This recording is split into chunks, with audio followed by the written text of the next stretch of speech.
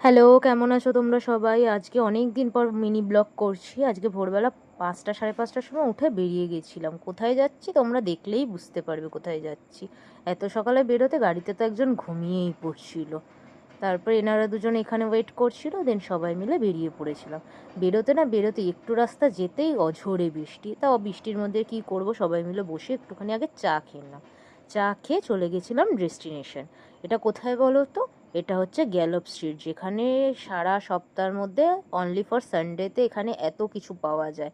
তোমরা যা যা পেট চাও সমস্ত কিন্তু এখানে পাওয়া যায়। তোমাদের যাওয়ার হলে তোমরা যেতে পারো। এখানে মাছ গাছ দেখে কিছু জিনিসপত্র কিনেছি। আমার অ্যাকোরিয়াম অনেক দিন ধরে সেট আপ করা হয়নি, সেটার জন্যই।